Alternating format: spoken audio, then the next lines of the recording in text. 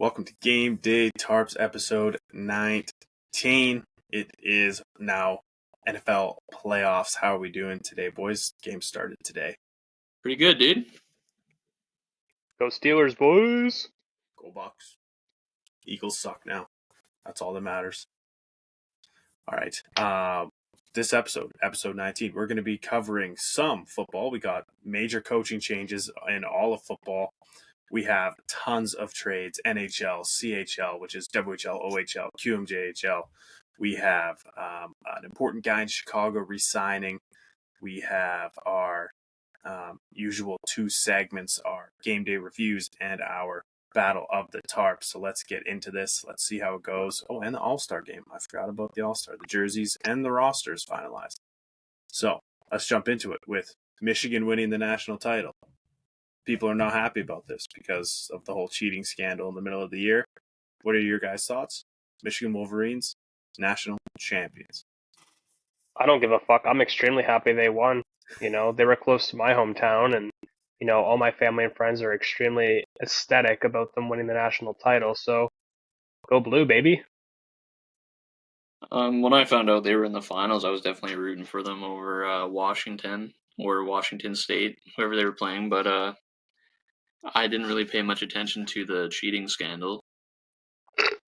Yeah, or even really hear about it. So yeah, Harbaugh got suspended for the remainder of the regular season because one of his coaching staff members, they were spying on the other team somehow. I forget how it went. But yeah, so Harbaugh got suspended until the end of the regular season. He was back for the playoffs. And yeah, and you know what's bad in the national title when, like, you guys just told me it was a Washington team? I thought it was Alabama. I was like, oh, I didn't even know that happened. So you know it's a bad national title game when it just, I don't even know who's in it. But speaking of Alabama, Nick Saban retires. Probably the best coach in college football history. Then right after that, we had Bill Belichick being removed from the Patriots. And then we had Pete Carroll evolving his role with the Seahawks and moving up into an unspecified role. So there's a combined 55 seasons of head coaching between those three teams. It is going to be a weird world next year without any of those guys potentially coaching, although we hear Belichick might be on the Chargers' radar. But so is Jim Harbaugh. So who knows? yeah, if he doesn't re-sign with Michigan. But Belichick, I don't know. I feel like if he goes to another team, I feel like he's just going to be just like Sean Payton there. Like, you're just kind of out of style. Your play style doesn't... I don't know. I feel like he was only a good coach for the Tom Brady era. I mean, I don't want to see him go down as a bad coach after this, but I just don't think his coaching style is going to fit much teams in the league. I may have people hate me for this, but was Belichick a great coach or was Brady just a great quarterback? Because Brady won without Belichick, but Belichick basically unraveled. And now that's not very fair because obviously when Brady leaves, you start losing guys in free agency. The roster was way less qualified and they had underperforming players at quarterback and everything. But like, yeah, they brought in Cam Newton, and that really didn't get him very far either. Yeah, but the fact that the Patriots, Belichick couldn't turn the Patriots around post Brady, but Brady turned the Bucs around immediately. So you kind of got to wonder, was it always Belichick's coaching or was it Brady's quarterback play? Or was it Malcolm Butler, a random rookie, intercepting a ball on the goal line? Like, I don't even think it's coaching at that point. I think it's management. When you have Brady, you're going to want to make sure Brady stays healthy. You want to give him an O-line that's going to protect him at all times, and you're going to want receivers that are going to be able to catch everything that gets thrown their way, right? So I don't think, like, after Brady leaves and all your guys leave in New England, I feel like that's kind of out of Belichick's, like, hands, right? He just kind of has to deal with what he has, and what he has isn't great. Side note, too, I think for my Pittsburgh Steelers, the best thing they could have done this year was fire offensive coordinator Matt Canada. And I think whatever unravels in these playoffs here, I think it's time that we move on from Mike Tomlin too. It's just the winning formula in Pittsburgh just ain't it, and I don't think Mike Tomlin should have another season with the Steelers next year. I just feel it's just not working. Should the Steelers go for Russell Wilson like they're talking about, though? I don't think so. Things have been rough with Kenny Pickett and also with Mason Rudolph though coming off the bench in replace of Kenny Pickett. Like he's killing it, and I loved it when Mason Rudolph came in a few years ago too.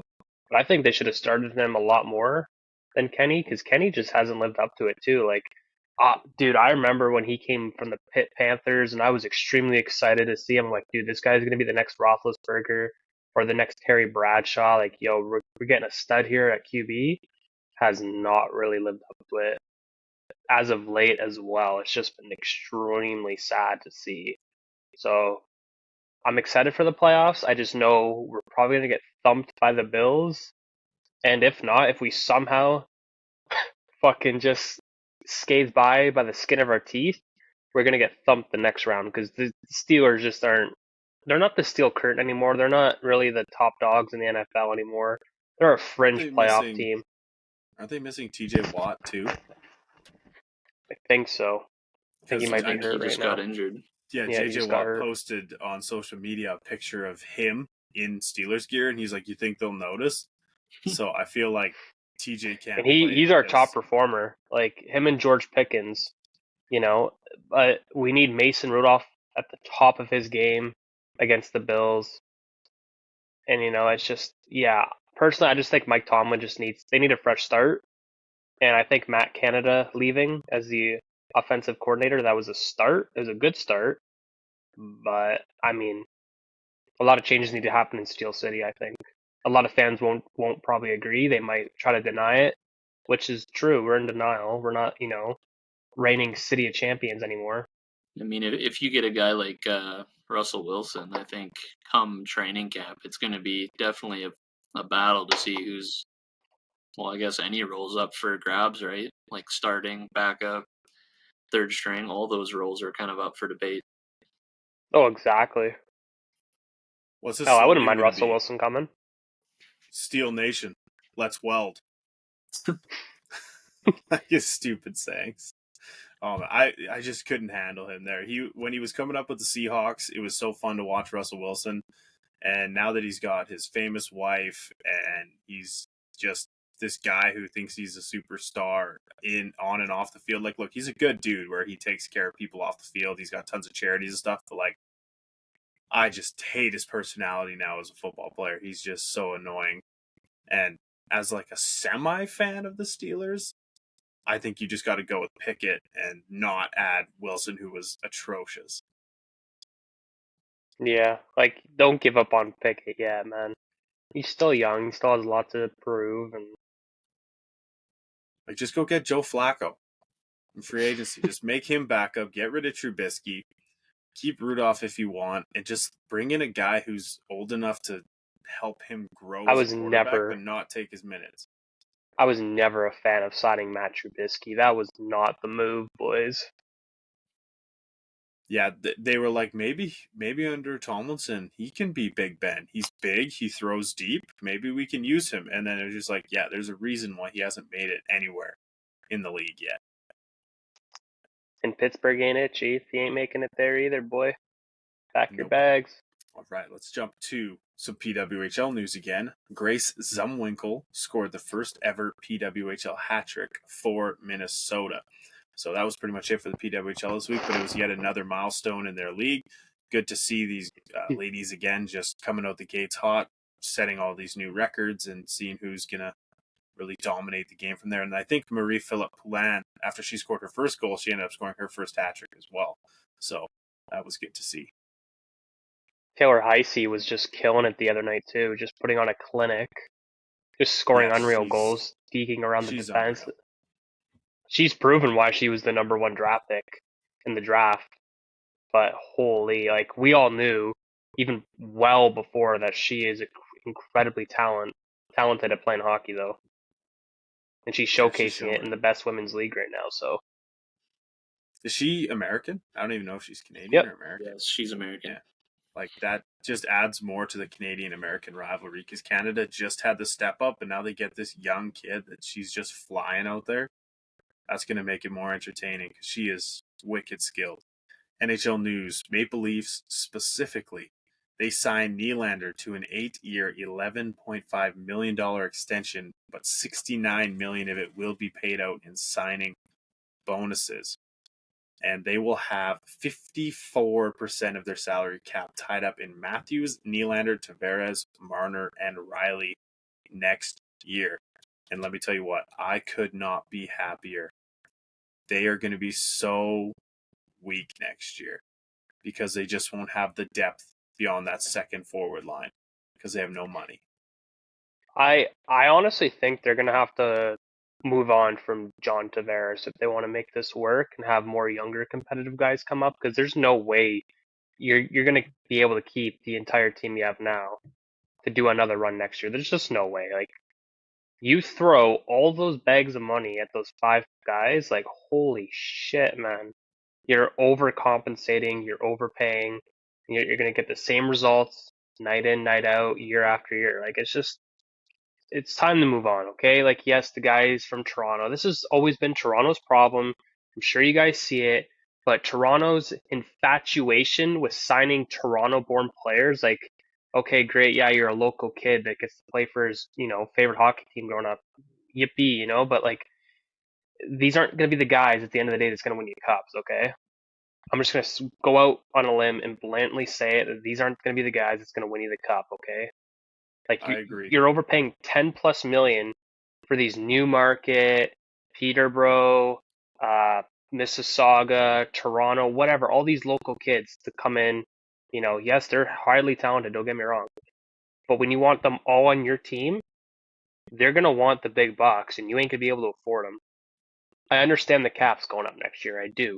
But it ain't going to be a lot to be able to get a couple more talented guys on that team next year. So they are going to be in cap hell. One of the worst in the league, I think. Well, that calculation was next year. 54% salary cap next year. That's with. Oh shit! Well, there you go. So yeah, they're hurting, and I love it. I mean, they're going hell or high water at this point. Right there goes Bertuzzi. There goes Domi.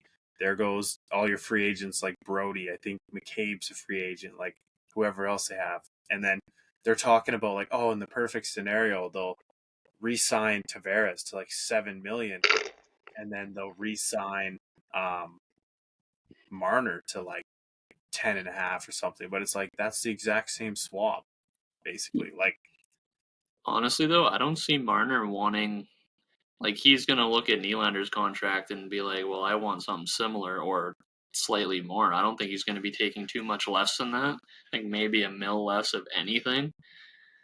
But yeah, I mean, look at their GM now, right? Like, he was famous for overpaying guys in Calgary, and now he's going to keep that streak up in Toronto. Yep. Well, Dakota, you were even saying yourself, like, you called it, like, you knew that they would go to the bargaining table, and it didn't take long for what Nylander got. He got what he wanted, right? You said it yourself. Now, I'm starting to wonder now, with the pending RFA and Elias Pettersson, do you think he's going to be wanting more or something a little less for Vancouver even to sign him? Because they're going to be almost walking into a similar situation in the cap situation. So, I mean, well, will they make the same? I don't remember when we talked about this last, about the whole Nylander Pettersson contract thing, but I do think I remember saying like Nylander was probably going to get somewhere in the 11 mil range and was getting called out for it, and here we are. Yep. But I do think Pettersson's going to look at that and be like, well, Vancouver, it's in your ball court now. And I think, I don't know, I do think Pettersson's going to get close to that. If not, maybe a little bit more, but... Yeah, and I mean... He'll break even. You break even? Like, to get 11.5 each now. Well, it's funny because, like, think of how just close this came. Like, I think it was, like you said, like, it was a few episodes ago we were breaking this down with the two of them, and it's like, well, now think of how quickly that Nylander actually was able to get his contract done. and they sat down with Brad Treliving. Like, that was pretty quick. And I'm starting to wonder, because I've heard of speculations on Sportsnet, like, there hasn't been any engagements whatsoever with Elias Pettersson and management. So what's being done? Are they just panning it out to see what's going to happen closer to deadline or closer to the end of the season? But like, Sounds like end of the Toronto season. knew they wanted him back. Will Vancouver know that they want Pettersson back quick? I do think the difference too, I believe Pettersson's RFA, whereas Nylander was going to be UFA. So Yeah. at the very least, they can qualify Pettersson, and then they can either match offers people give, or they can get compensation for him. Whereas if Toronto didn't get Nylander done, he had the potential to walk for nothing. So it was like they kind of had to bear Yeah, down. it was a little bit of a desperation signing, really. Yeah, and I think Pettersson has said like he's not worried about it. End of the year, he'll talk about it, and I see them getting it done. I see them giving him the biggest contract in Canucks history and making it tied with Nylander for this year. I think because he shouldn't get more. No, I see him at least getting 9. That's a fair ballpark number. But well, here's my thing: if he wants to win in Vancouver, he takes less. If he wants to be, that guy in Vancouver, he takes equal or more. A team-friendly contract. I feel like though these Canadian teams that we're all talking about, they're all looking down the hall, and they go, like, Pettersson's like, is Quinn Hughes, when he comes up, is he gonna take less? Or probably not. Is he going to take the captaincy and he's going to be like, I'm the leader, I'm this, and I want the highest paid player on the team? And it like, so their agent is telling them like, don't do a discount to help the team if like you got to help your own career here, and that's what's happening in Toronto. Like I know everyone's like Matthews took a team friendly deal compared to what he would have got. In no realm was 13 million team friendly. I don't care what way you spin it. There's no way to. And now you've got Nylander at 11.5. You're going to have Marner over 11 if you keep him, and then you're going to have to ask your captain to take 7 or 6 to stay. And like, what happens in 4 years? Well, I think Matthews walks. I don't think Matthews stays in Vancouver or in Toronto. I don't. I think if they don't win nothing. I think 4 years was him just saying, like that's enough time where my decision will be made based on how we're doing and if we won in that time.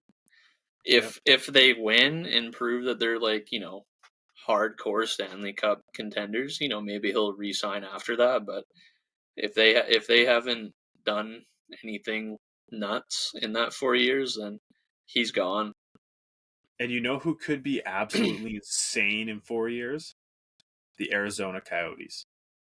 If these they're proving it right now. But if the draft picks they have come in, add to the team that they have now, Matthews will be 30 years old, a free agent, and yes, they might have to. I'm sure he'll be traded. Like they won't just let him walk for nothing unless Treliving likes to try that game again. But I feel like then, well, it depends. If they look like they're a cup contender, I guess they'll hang on to him and they'll let him walk for nothing. But if they're not, then I'm sure they'll trade him and they'll get a haul from whoever they trade him to. But Arizona would be, it's going to be like a Gretzky thing where they traded Gretzky to LA to grow the game. It's going to be like it's time for the Arizona-born kid to go home and get some fans in those seats. Well, you know what? That's long enough time for Arizona to get an arena deal done too, right? And like, what would be more awesome to have a homecoming in the brand new arena of the new team you're in too. And I do believe Arizona has openly spoken saying like their end game is to eventually bring Matthews home. Of course. Which will probably happen. Here's my thought on that though too. Sorry. This guy has been in the league since 2016, okay? He's won one playoff round, and that was last year. This last playoffs, okay? How enticing is it to have overpaid teammates around you, and you guys produce the exact same every playoffs? Like, in these 4 years, he's going to want out, all right? But then apparently I've been hearing speculations of a mutual interest with Corey Perry wanting to come sign in Toronto. With what money, guy? with what money? You guys have $34,000 right now in cap space. You are literally tighter than a you-know-what. Like, there's no way. If you can't sign anybody now before trade deadline, you ain't sure as shit going to be able to sign someone in the offseason with this team. And you guys are going to produce the same results. He will be out the next 4 years. He's going to go home to Arizona. That is a for sure thing. You watch. He's going to be sick and tired of losing in Toronto. It's not even just that. It's who else comes up in those years. Matthew Nyes is going to need to be paid. Maybe Minten John Tavares is done too. Tavares, Minten, Marner. Like, yeah, where? And I'm sure Morgan Riley's in there somewhere. In the next Morgan Riley's contract either ends the year after Matthews is done, or it's the same year as Matthews. Yeah. Last time I checked. So, like, there goes 3/5 of their core right there in the next 5 years, all needing new contracts. What are they going to do? And the same can be said for other teams, like Tampa has Stamkos and then Hedman the year after, and like Boston just had Bergeron and Kreis. They're already paying Max Domi, who has been underperforming too, like for $3 million. Like, they're paying him $3 million to be there. Kelly Yarncrook, 2.1 mil. Like, Tyler Bertuzzi, 5.5. Like, these are guys you're not going to be able to have back. But also, I think maybe I could see Domi taking that hometown 1 mil. I could see him dropping to stay, but he's the only one. That's fair. Well, and Toronto definitely needs to like desperately figure out their whole goalie situation. Oh yeah, Samsonov's being garbage. I mean, and then you have all of them getting injured too, like Wall, Samsonov, Jones, like, and Matt Murray. Like, those are 4 quality goaltenders that haven't been able to stay healthy or stay competitive for Toronto. I think they should bring back Martin Jones another year too. Like, he's going on that league minimum deal, and he has been lights out for them. I think they should give him another crack. I also see that. For sure. Yeah, I'd run it with Woll and Jones, honestly. And get rid of Samsonov. 5 mil right there. Boom, out the door. Samsonov, Murray, like. Here's the funny thing too, like, if you're an NHL GM and you have a chance to get an elite goalie and you don't jump at it, like Connor Hellebuck was humming and hawing about his situation in Winnipeg, and people were saying, oh, he's kind of lost a step. Does he have his value? Maybe Winnipeg was overvaluing him if they were ever actually going to trade him. Look at it now. What's he worth? 3 first-round picks? Well, yeah, they're like what, second in? They're like second in the whole league right now. Yeah, them and Vancouver are literally fighting for number 1. If you're the Toronto Maple Leafs, if you're the Edmonton Oilers, would it not have been worth to give up whatever it took to get Connor Hellebuck when there was a chance? Like, he is a difference maker. They just went on like 18 or 13 games or something with less than 3 goals against with him and Laurent Brossoit. Like, that is an unreal stat that team's doing. Yes, it's also team defense, but it's like Connor Hellebuck would be pretty nice on any one of these teams that say, we need a goalie desperately. And guess what? He was kind of available. Exactly. Toronto's just running off of their core guys and not even really paying attention to their back end. Yep. You got the second biggest market in the NHL, okay? It's a trend. They love paying these guys. Just because you don the Maple Leaf, you get paid the big bucks. I think that's what it is. Like, a guy like David Camp, okay? He's making $2.4 million right now, and they're going to keep paying him that 2.4 until the 27-28 season, all right? That's way too much. This is the guy that's making a league minimum. Or trade him. They got to trade him. Matthews is making 11 mil right now. His 13 mil deal kicks in next year, so he'll be making an additional 2 million. Like, you guys are just cap crunching yourselves to no end. 3 million. Like, so that's 5 million up in just Matthews and Nylander next year. And Dakota, like, in Calgary, you've seen firsthand, like, Brad Treliving is just overpaying these guys. Like, it's unbelievable. Like, is it, like you said, just out of desperation, you say? Well, you know what? I would have argued last year or even the year of the signing of Blake Coleman as an overprice. But this year, he's proving like he's worth that $5 million. He's our best player. And I mean, Markstrom's even coming out of nowhere with this insane hot streak he's got going. So even a goalie like that, if Toronto's heavily wanting a cup, do you go for a guy like Markstrom? I know he's got to waive his no move clause, and I don't know if Calgary's like willing to do that unless the price is absolutely right. I don't think Calgary gets rid of Markstrom for less than like a first couple prospects. You know what I mean? But You know what my guess would be? You'd get Bertuzzi for cap wise. You'd get Joseph Wall because they don't need a young goaltender, right? And I know that might conflict with Wolf, but you'd probably get Wall back in that, and then you would get like maybe Nick Robertson, who they're not playing much, and then that could potentially even it out. But it's going to be something like that. you got to give up something you don't want to get a quality goaltender that's going to help you get to that next step for sure. Yeah. The only saving grace for the Maple Leafs right now is that they're gonna shed $9 million next year on the back end, because they're paying $19 million right now on the back end for their decor, and then both Samsonov and Martin Jones are UFAs up at the end of the year here. So, I mean, that's their only saving grace I see, is that them shedding the $9 million in the UFAs coming up, like a TJ Brody, $5 million right there. Like Jake McCabe, $2 million right there. Why is Jake McCabe making $2 million? I think that was from Chicago, though, wasn't it? Chicago signed him to that. Him and David Camp came over. Yeah. Just it's unreal. You know what I could see Toronto doing? If Stamkos stays on Tampa for the remainder of this year and doesn't re-sign, I see Toronto going in for Stamkos. Another guy that said he wouldn't mind playing for his hometown. True. Bring up those 2014, 2015 rumors all over again. Toronto, that's just like, they're going to have hearts for eyes for that. They'll be like, oh, hometown kid, sign him to a big contract. Let's overpay him. We're going to win a cup. Exactly. Could you imagine, though, left side one-timer Stamkos, right side one-timer Matthews? What do you do as a penalty kill? You have Marner in the bumper spot.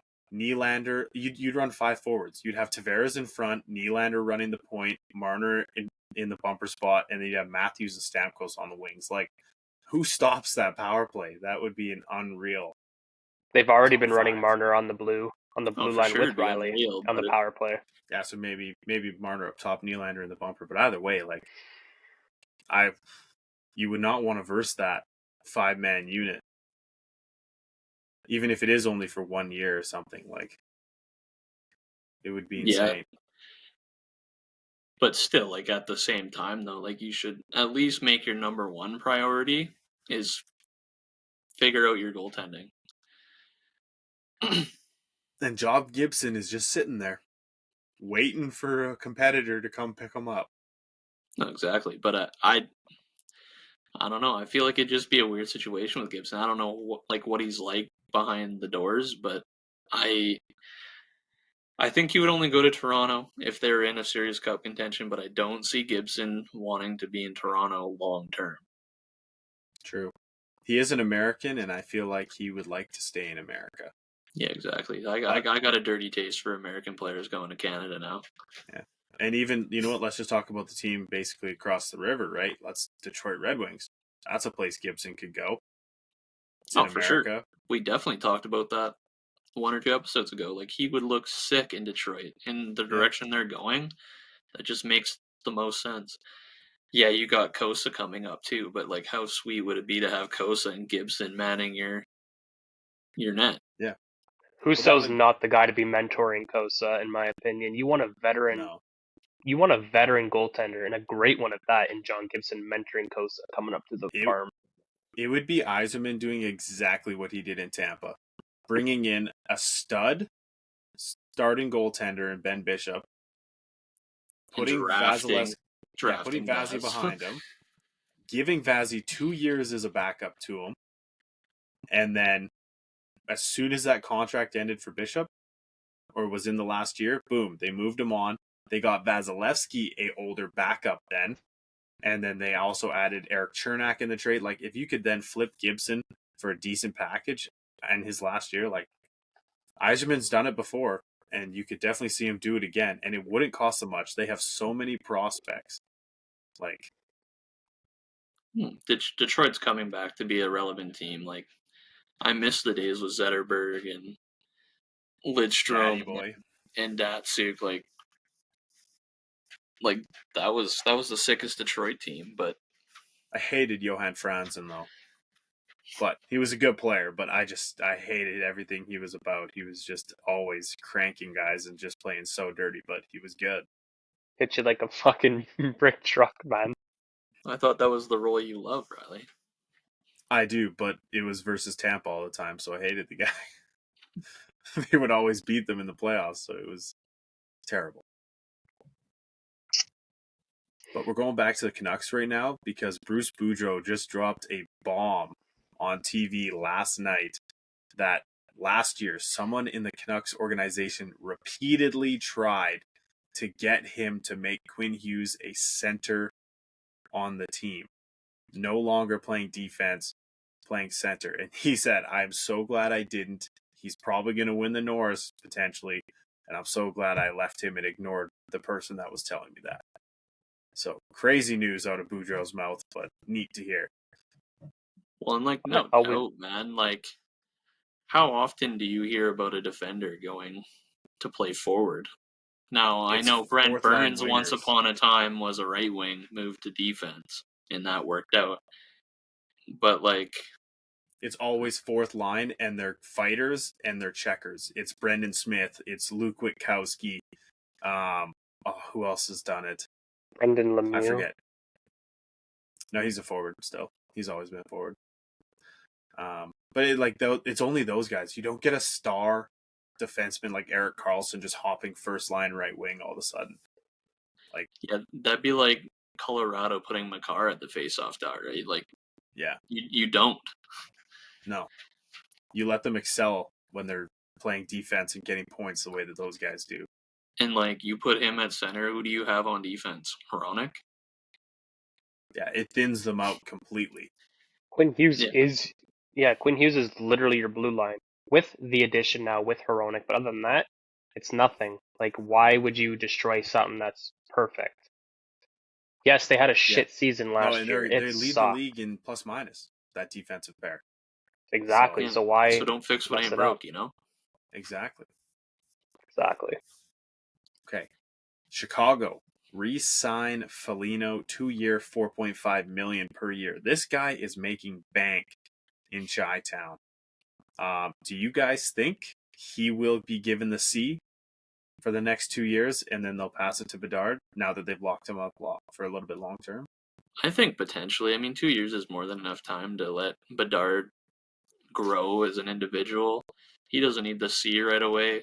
He's got nobody other than himself really on that team, so I don't think he needs the captaincy yet. I think Foligno would be an awesome guy to wear the C. He's done it once already. He's a good veteran guy. Yeah, he's a good veteran guy to have on that team, and for Bedard.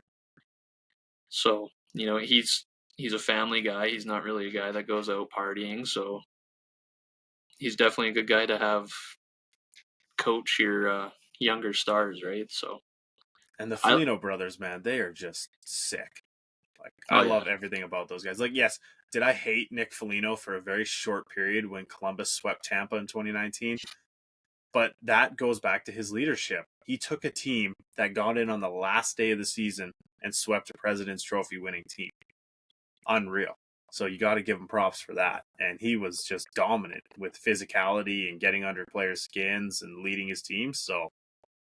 And he's done, like you said, wonders with Bedard and having him live with him at first and taking him in and helping him transition to the NHL. This is exactly who you want to give the C if you're Chicago. Hot tip, Riley. Never win the President's Trophy. It is cursed. It's a curse. It is cursed. How many years now? 18 years or something since the President's Trophy. Trophy. Still going frickin' strong, man. Yeah, it's been a long time. So if the Jets or the Canucks win the President's Trophy, you're done. You're already done.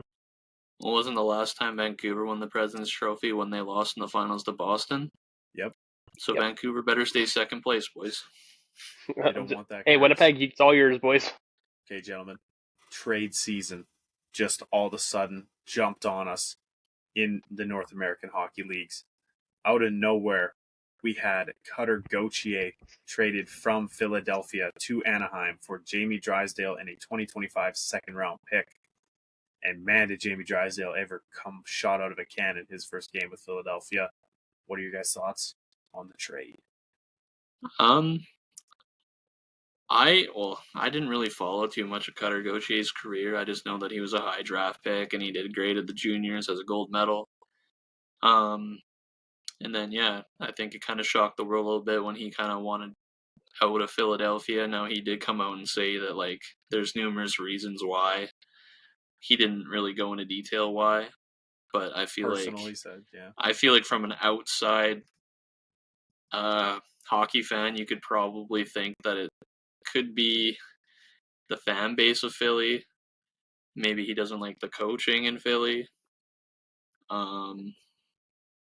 I think him and Anaheim looked sick. If Anaheim keeps Zegras, I think he'd look sick with that group of guys. Now I know that Zegras is also on like potential trade watch. But I mean Jamie Drysdale's fitting in with Philadelphia smoothly, so that's always awesome to see. And Tortorella giving him basically the reins, right, to do whatever the hell he wants on defense. So, and for Tortorella to trust you like that, that's wild. Exactly. I got 4 words for you. West side, best side, all right? Screw the city of brotherly love, all right? Who would want to go play there, all right? You know, Cutter Gauthier publicly came out and said he grew up a Pittsburgh fan, all right? He idolized Sidney Crosby growing up, all right? But there's no way to physically, mentally, emotionally confirm anything about speculations of why he wanted out, all right? That's only him and his family's business alone. They don't need to be dragging Kevin Hayes into this. They don't need to be dragging himself into this or anything. Like, Philly fans have been ruthless. That is what they are known for, okay? They are horrible, all right? They went to Boston College with signs saying, we don't want you anyways. Right? Like, they are the most toxic fan base in the entire world. Like, it is just crazy. Like, sending death threats to this kid, like, who in the hell are you, okay? Like, that is just wrong on especially every with how level. happy they are with Drysdale. Like, why don't you see how good Drysdale's playing for you right? before you get mad at the trade? Because he came out on fire. You guys technically won the trade. Move on. Like, you guys are so toxic. Like, stay mad, Philly, all right? Stay mad, all right? Stay irrelevant. God, you guys are annoying. Well, Philly did approach Colorado first with a trade for Cutter Gauthier for Bowen Byram, and Colorado declined that. Real quick. Yeah. No, I don't like, is that an overvaluation to Byram? Because personally, I feel like that would have been a pretty decent trade for Colorado. I think that's exactly dead even value, but it was the fact that Gauthier does not help the Avalanche this year. Yeah. That would have been the negative. If it was a prospect exactly equal to Gauthier's status, but he was in the AHL, I think that would be a done deal. But I think that Byram is just too important for them to give up and then not have a roster spot filled immediately after. And I just think that they were like, no, we're trying to win another Stanley Cup. We're not looking for a guy who's not going to be here this year. Here's the perfect assumption I have for this trade. Anaheim has one of the, I'd say one of, not the, but one of the best prospect pools in terms of defensemen. They got a few handful of guys in there that are pretty good. So, you know, things weren't quite panning out for Drysdale, so they shipped him off. But for Cutter Gauthier, like a great forward prospect, like that's something they can use up front. And then with that decor coming up through the pipeline there in San Diego, like I think it was a perfect trade all around. Like, Flyers got what they wanted, and then the Ducks got what they wanted. They need more forwards, right? So I think it was perfect, even all the way around. And they got a second round 2025 out of it. So one of you two nothing to be mad about. I think that like they wanted to kind of break up the boys club that was going on there a little bit, right? With Drysdale and Zegras, and like they were all like being kind of immature professionally and just being buddies and stuff. And you wonder if they're taking their fitness serious, because you can't blame Zegras for the injury he just got, but yet again, another injury to Drysdale. or Zegras. Like constantly, that is the news that's coming up out of Anaheim. So it's like, were they not taking care of themselves? Are they not doing the right things off the ice? Here they are, constantly injured. So they we moved one mentioned on. it. We mentioned a few. I think it was last episode. Zegras will pull off a flashy goal on the LTIR next thing you know, for like Yep. weeks, and then he'll come back, pull off a flashy goal.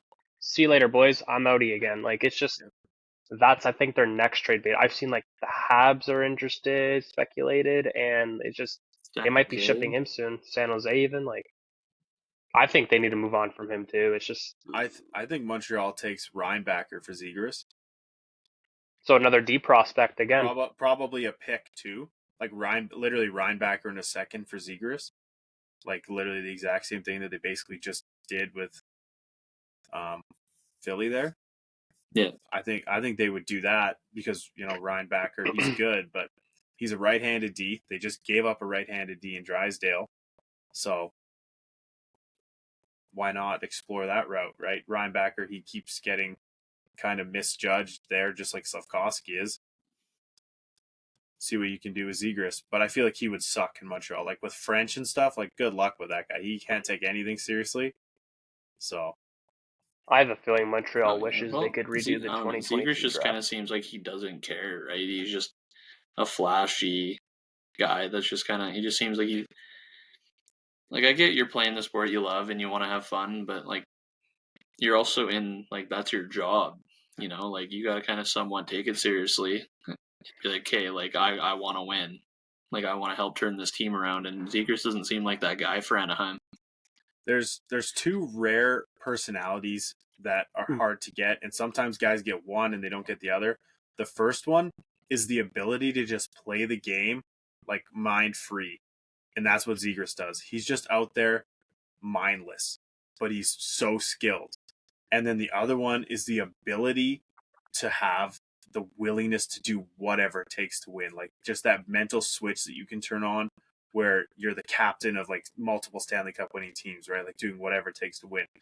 And often you get that willingness to do whatever you need to win in third, fourth liners, and you get the mindless ability on the top two lines, but it's hard to get both of them in a star.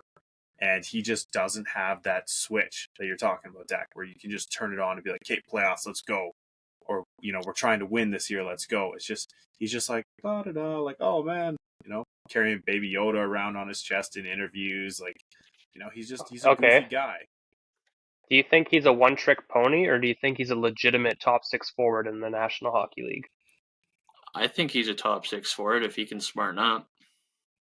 And I think though, like when you say top six, not top three, like we're No, specifically second talking line. second line, like Yeah. specifically capping out at second line. And he may score 70 points, but he'll be a second liner. He's just not someone you can rely on. In your first line, you look at guys that every night are going to be producing and they're going to carry your team and they're going to like pull you to victory. But your second line is the guys who chip in when you need them to, and that's kind of going to be him. He's not going to be your leading force in any way.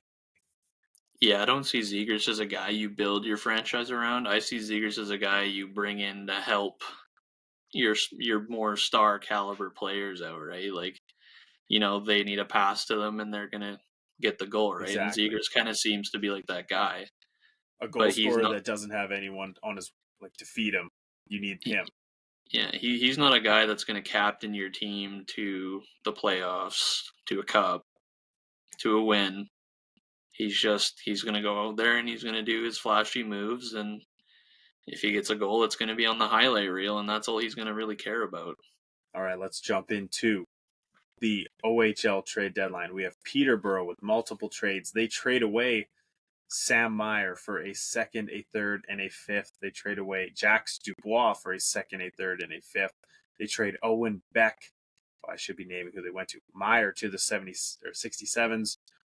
Jacques Dubois to the Frontenacs. Owen Beck to the Saginaw Spirit, the Memorial Cup host. They get Aiden Young, another second, and a third. They trade away their captain, Donovan McCoy, to Sudbury for Caden Taylor and a fourth. So lots of moves out of Peterborough. pretty much all the teams that were in the Memorial Cup last year, you're seeing this. We're going to go after our hometown Kamloops Blazers in a minute because they sold the farm. But Peterborough, they're making moves. Didn't Peterborough also trade that defenseman, Dallas, Smith? Yeah, Connor Smith, to the Owen Sound Attack. Yeah.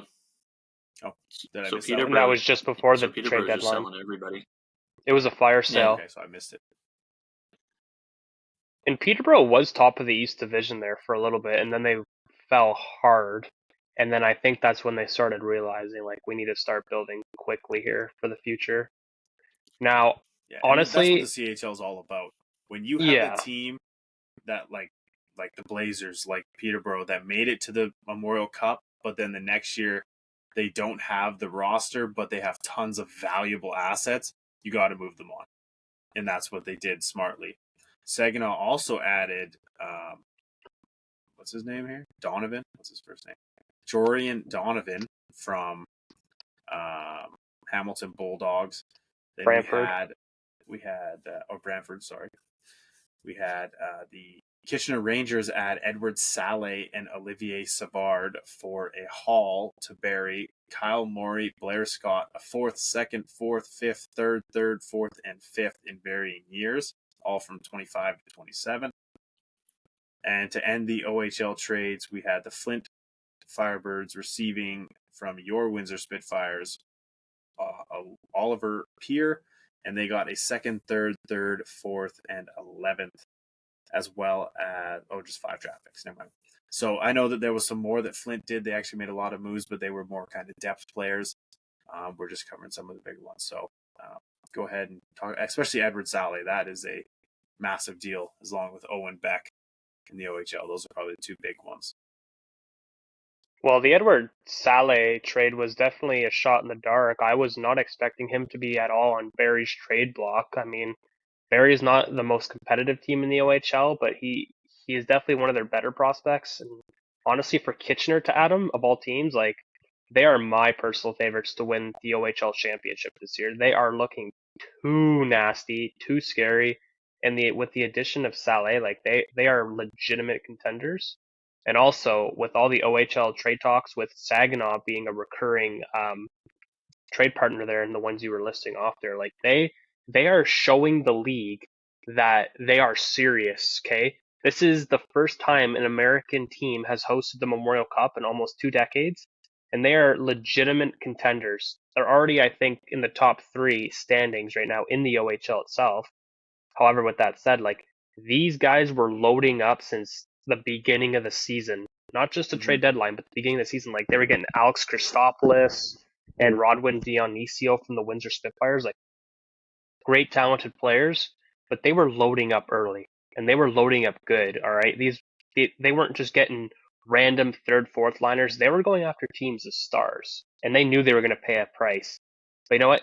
At least Saginaw is not going into this saying, well, hell or high water, let's just trade everything we have away to go all in on this 1 year. No, Saginaw does have quite a bit of their stock left, which is good. They're not looking desperate. That's the word I want to use. They're not looking desperate to go all in for the Memorial Cup.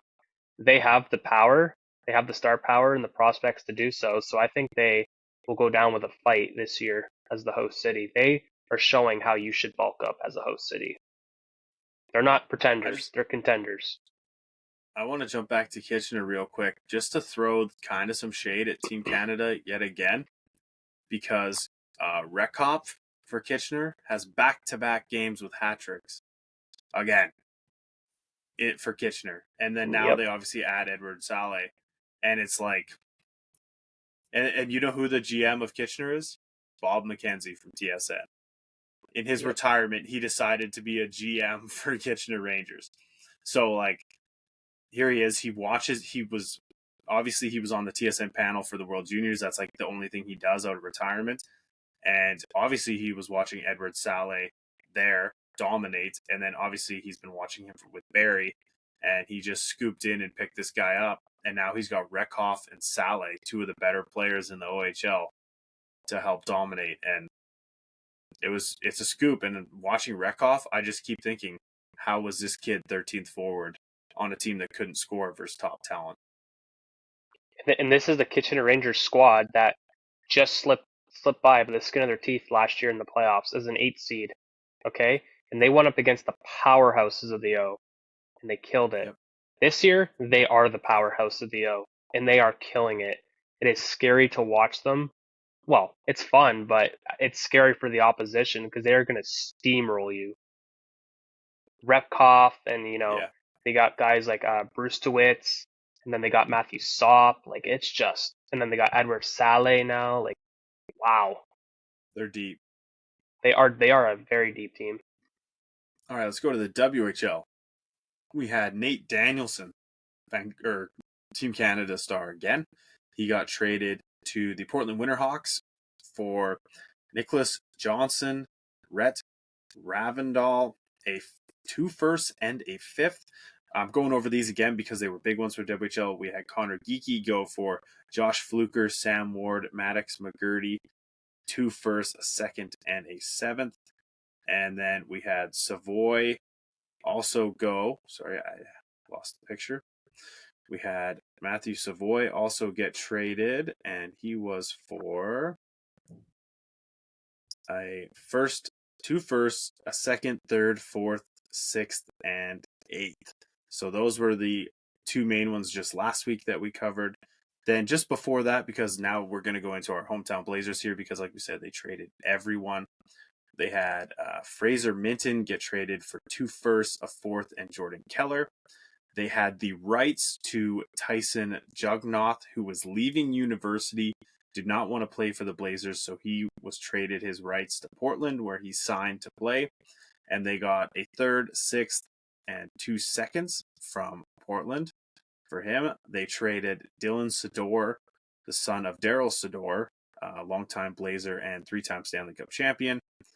They traded him for Blake Swetlikoff, a 3rd-round pick and a 2nd-round pick. Then they traded Shea Van Ohm, who, Dallas, you mentioned to me, they only traded a 7th-round pick for. They got forward Cole Wadsworth, a 3rd-round pick, and a 2nd-round pick. So that's a great trade-up.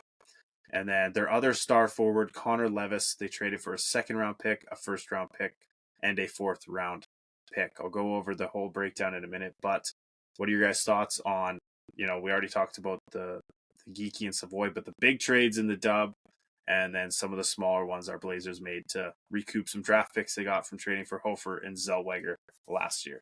The Nate Danielson trade definitely surprised me. I didn't see his name, or I didn't think I'd see his name being thrown out there.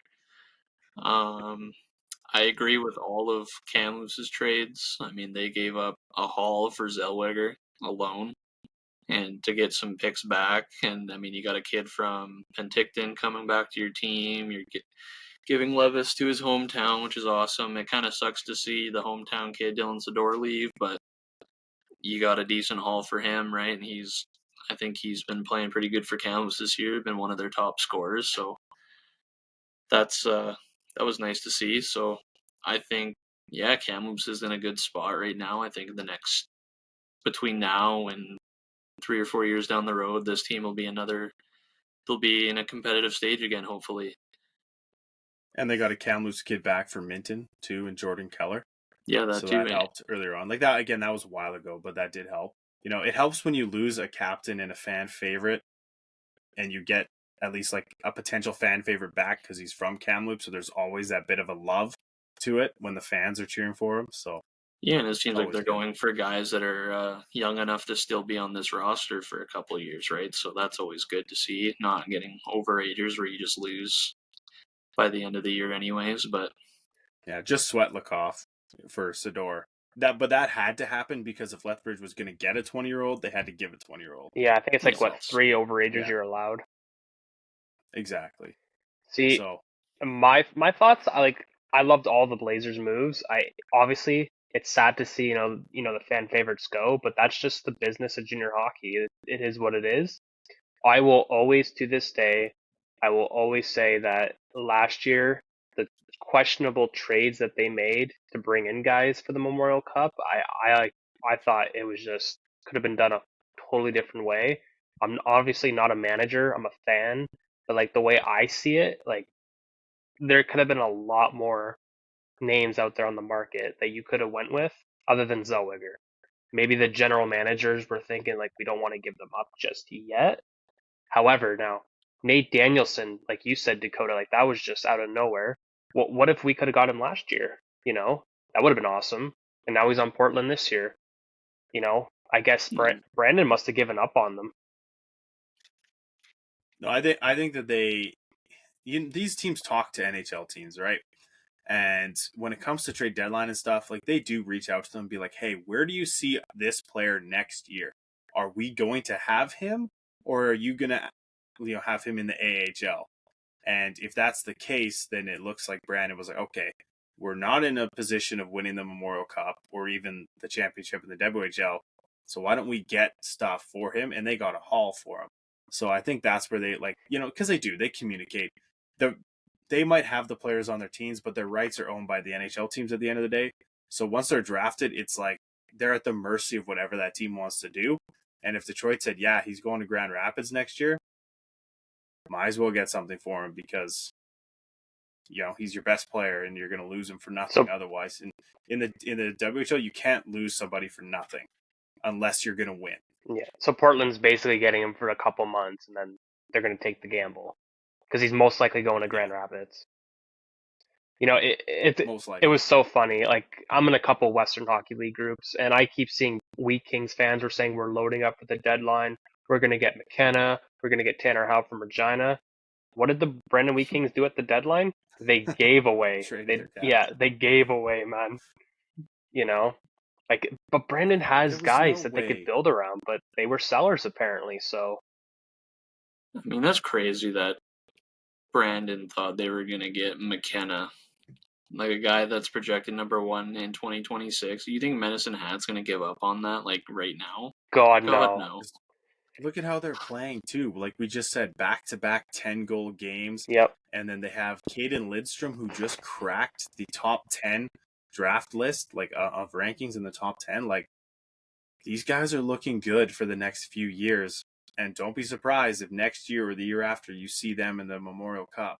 Or hosting. Not maybe as a host city, but you could. But I think that they would be someone who you could see just win through to get there. Right? If anything, Medicine Hat's going to be like, no, we're going to be the team buying to build around Lidstrom and McKenna to bring a championship here before we lose them, And they were a team that was quiet Lidstrom this and year. A 19-year-old McKenna. They were, but because they know this isn't their year. Yeah, they know this isn't their year. So they're not jumping to conclusion yet. They know that the next year, the year after, that's when they start dealing their cards. Yeah. And for anybody who doesn't know out there, that Gavin McKenna is from the Yukon, and he's also related to Connor Bedard. He is his cousin. Mm-hmm. Fun fact. It's crazy, man, to just have that. Be like, oh yeah, by the way, this guy's a generational talent, and he's Bedard's cousin. And they also didn't grow up anywhere near each other. Like, that's just crazy that worked out for both of them. And it's good to see because, yeah, Gavin McKenna is an absolute stud already. But coming full circle, I like what the Blazers did. Don't get me wrong. What they're doing now is great. They're building for the future. What they gave away last year, I will never agree to. But they're definitely making amends this year, so good for them. Well, I have the whole picture right here. So what they acquired back this year, they got Swetlikoff, Keller, and Wadsworth as the 3 players. They got 3 firsts, 5 seconds, 4 thirds, 2 fourths, a sixth, and a fifth, a sixth, and a ninth. Oh, sorry, a fifth or a sixth. It's conditional. So, what's that? We got 1, 2, 3, 4, 5, 6, 7, 14 picks and 3 players back after everything that they gave up last year. And I think that's just going to go leaps and bounds for them. And at least they're within, at least most of these picks, they're within 24, 25. So realistically, you're going to lose one of those players, one of those 3 players, and gain 1, 2, 3, 4, 5, 6, 7, 8, 9, 10, 11, 12, 13 players plus the 2, so 15 players really for the next 2 years. So realistically, It's not a bad little haul. this was for the 2026-2027 season because 2004 or 2024. Did I say 2000 or 2020? You said 2004. Okay, sorry. 2024 draft picks, they can't debut in the WHL until 2026, and the 2025 draft picks can't debut until 2027 unless they really are deserving of that 15-year-old special status where they get the exemption. So realistically, what they've prepared for is like 2026, 2027, and beyond is going to be these top first-round draft picks, hopefully coming in and changing this team around so that they're winning by like 2029, 2030. They're like hopefully a Memorial Cup final team again. Like that, it's crazy you have to think that far out in the WHL, but that is realistically like you get 3-4 years of good teams, but you have 5 years of bad teams before that. It kind of sucks they gave away 4 first rounds last year and they gained back 3. So I really could have thought maybe if they shipped out Finney and maybe Barrows too, they could have gotten a first, but or with packaging Now, these guys with other deals, but they got what they the got. only thing is I don't know what that 2025 seconds condition is. It could conditionally be a first round pick. It could be, say, is that the one that was for Minten? Nope.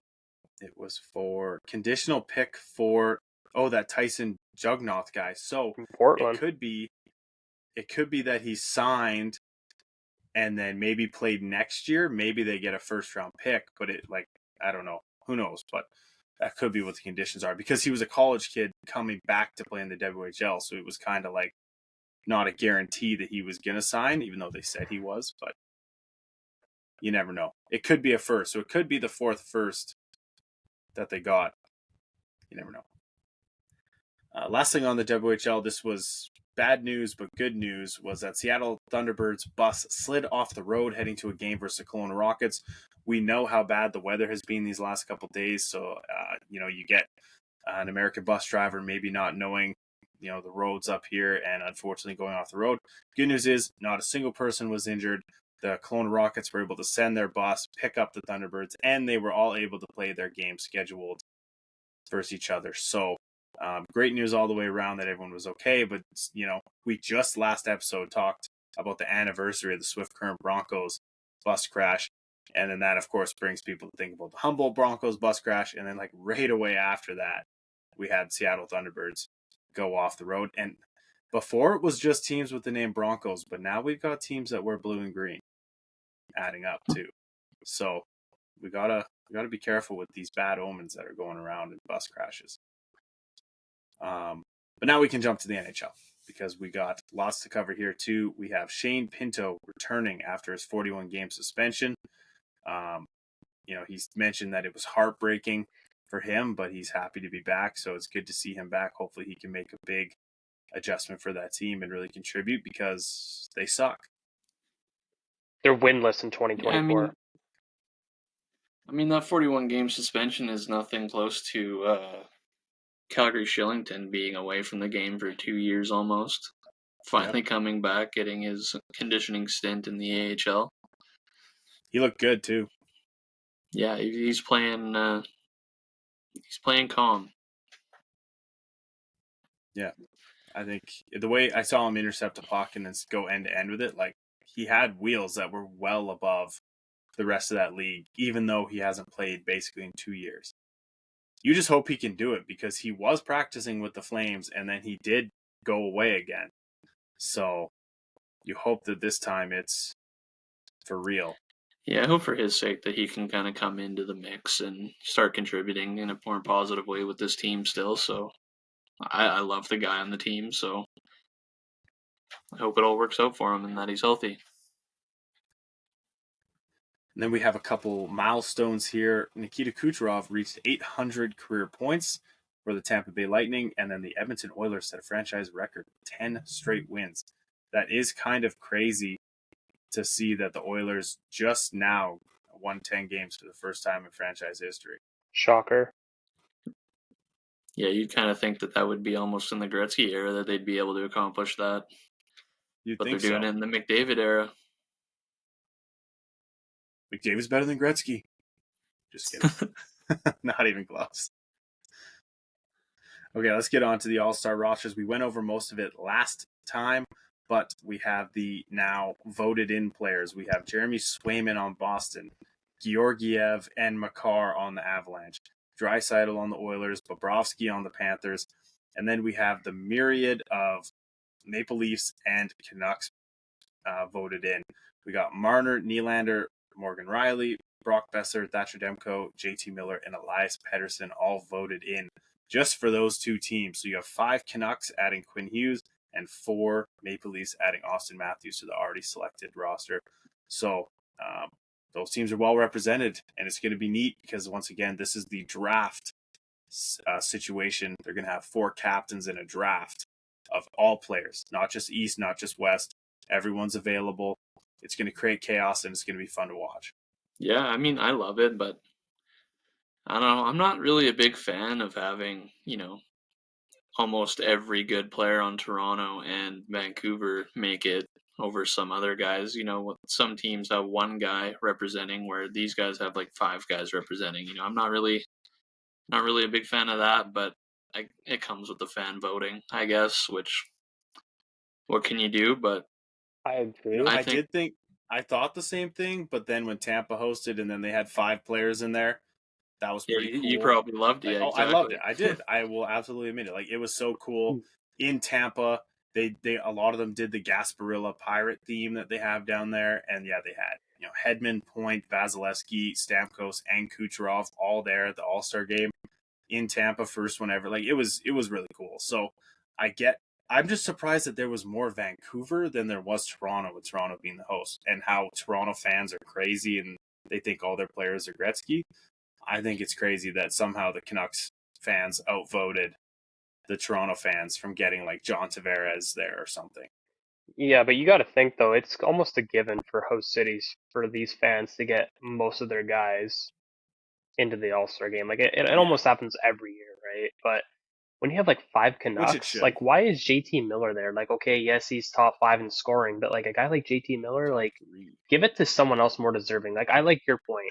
The fact that, one team has only one guy representing when there could be a multitude of stars that just got absolutely snubbed this year. Like, I personally want to believe that the All-Star fan voting is almost fake to a point. Like, there's no way certain guys got snubbed. I also do know that some of them choose not to go because they rather spend time with family. They got vacations. Take the time off, enjoy. You know what I mean? But like, when there are still guys available that have no plans, that want to be there, I think they it's in your still contract. get snubbed. Like, you can't say no. You can't say no. Although Seth Jarvis kind of did as a joke when they were like, "Do you want to be voted in?" He's like, "I'm going to Mexico. Leave me alone." He knew he wasn't getting voted in, though. The vote was the next day, and he was hundreds of thousands of votes behind everyone else. But like, if like Oliver Bjorkstrand, if you've seen the video of their head coach talking to him, they say, "Hey, can you change your plans?" And they didn't say why. He's like, "Well, I mean, I guess so if you need me to." And they were like, "Good, because you're going to Toronto." And he was just like, "Oh, cool." And then, right, but like, it's in their contract. If you get voted to the All-Star game, you have to go. Like, could you imagine Crosby being voted and him just being like, "Yeah." I mean, Ovi chose like, not that to. would. When did Ovi choose not to? Ovi publicly said last week, he says he's not going. Oh, yeah, but he was way down in the voting anyways. He was not. He wasn't going to make it as a vote. But, like, I don't know. To disagree with you, JT Miller's 3rd in the league in scoring, tied with Panarin, ahead of Nylander, Pasternak, and Pettersson, and McDavid. The only one that you're right is probably snubbed is Mikko Rantanen. He's right there, tied for 9th with 53 points. But other than that, and then Philip Forsberg, did he make it? Did Forsberg make it? Is he Nashville's rep? Yes, he was. Okay, so pretty much every other top scorer except for Rantanen's there, so I'm totally fine with JT Miller being there. But you understand though, like why do you need 5 guys from a single team there? Like, that's not just the host city. Like, Vancouver's got 5 guys representing. They're the best team in the league. There's no denying. But the only saving grace to that though now is with the draft. True. You could have one team with 2 Canucks, and then the other teams have 1 Canuck each, right? So yeah. but it depends who the captain of that team is. If it's a Canuck, they might draft all their teammates. Yeah, but right off the hop. that's if they're available, dude. I'm sure it doesn't go one team drafts their whole team. It probably goes each team has a pick. Yeah, it'll be pick per pick. Yeah. So and it'll probably be snake draft 1 to 4, and then it'll go reverse 4 to 1, and it'll be that way. So I mean, that's like I said, the only saving grace to not seeing these guys all on the same team, I guess. All right. Sergei Bobrovsky, I think, was a questionable one. Like, if it was really down to it, like, I think Jonathan Quick should almost be there in place. If you want to go by stats, I want to say maybe Jonathan Quick or Shesterkin should be there, or hell, even Sorokin. Shesterkin is there. Sorry? Shesterkin is there. Shesterkin is there. Oh, okay, fair enough. He's New York's one representative. Damn, Chris Kreider didn't make it? Wow. Nope. And Sorokin didn't make it either. It's Barzal for the Islanders. I would have taken Noah Dobson. He should be up because he's in the he's playing well. The Norris race right now. So, that's another snub. Yeah, but I mean, like, when you're dealing with goalies and they need a goalie, like, realistically, who has been better than Sergei Bobrovsky in the East when they're picking goalies? Like, there's only a few, and they're all picked. There's a reason, like, Vasilevsky on name should be there. Vasilevsky on playing pedigree this year doesn't deserve to be there. There's a reason why he's not. So Bobrovsky kind of deserves to be there with the way he's playing. He's got Florida almost first. They're right behind Boston. I guess, yeah, that does make sense. Like, who are you going to call? Ilya Samsonov? Ville Husso? Exactly. Like, yeah, there's not too much in the East. Jack Campbell. Yeah, no, they're not going to. Right, like, there's only a few goalies that deserve it, and I would agree that Bob does. But now we've talked about the rosters, they released the jerseys, and oh my goodness, are these getting made fun of? I have seen them compared to condiments, like ketchup, mustard, mayonnaise. I have seen them compared to Patrick the Star. I have seen them compared to Power Rangers, numerous amount of things.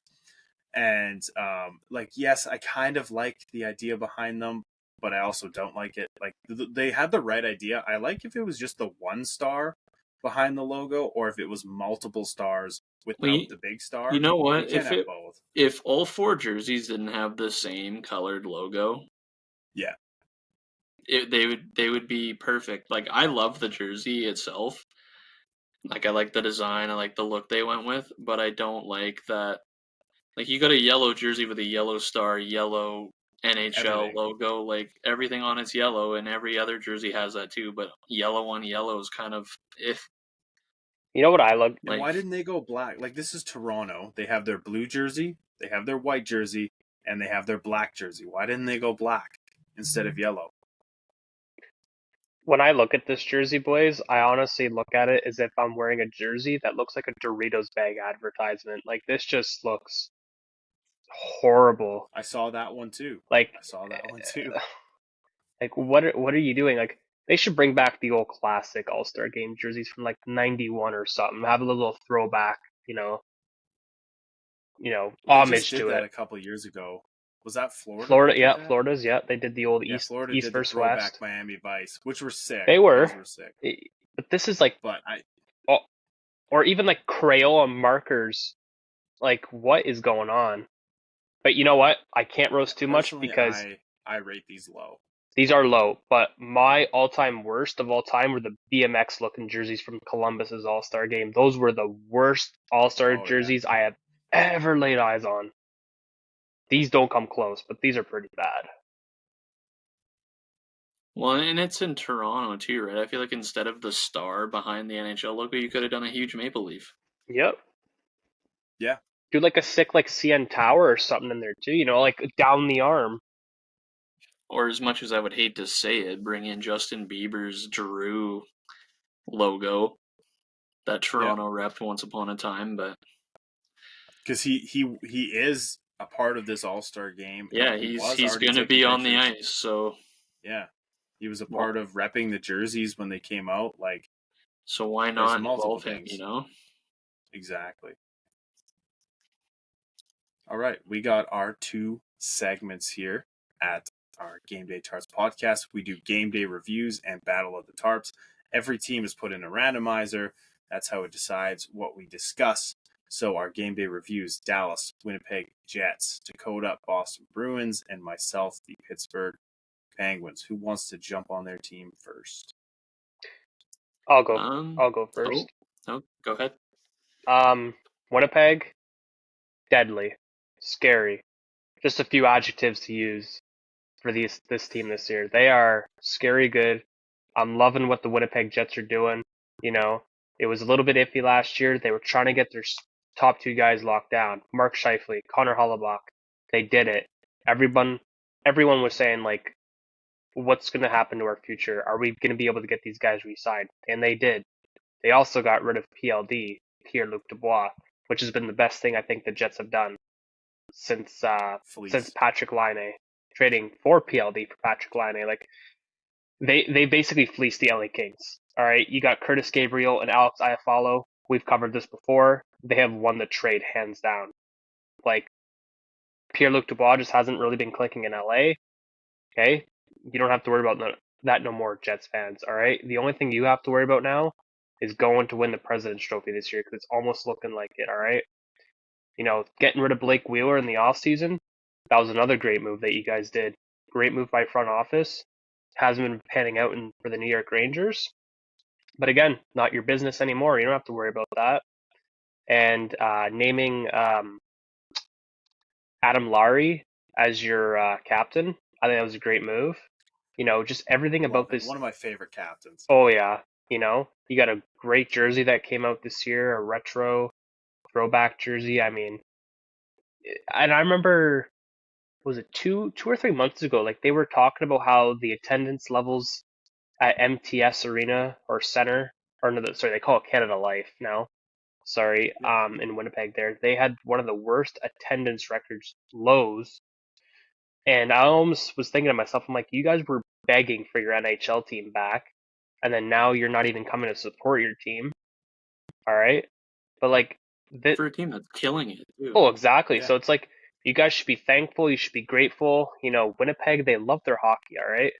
You know, you got the Blue Bombers, you got the MJHL, two teams there, and then you got your Winnipeg Ice. Sorry, you had your Winnipeg Ice, got rid of it, and then you have your Winnipeg Jets. You know, hockey in Winnipeg should stay. All right, they should never be moved. You know, but you guys have to go out and support your team.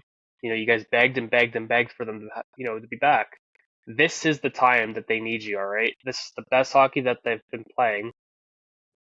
You know, I don't remember a great time when they were this good. You know, even without Kyle Connor right now, they are amazing out there, just dominating the teams. Connor Hollabach in the Vezina talks, like, just all around 10 out of 10. I think they'll go far this year in the playoffs. Perfect. Well said. Okay, well, Boston, for a team that didn't really know the direction they were going to go this year with, you know, their veteran guys in Bergeron and who's it? Krejci not returning. They didn't really have high expectations for this team, and they are first in their Atlantic Division ahead of Florida, Toronto, Tampa, Detroit, who are all teams that are actually like killing it realistically, but Bruins are managing to stay on top of that, which I think is insane. And you know, I feel like they're just maybe a center or two away from being even that much more scarier to play.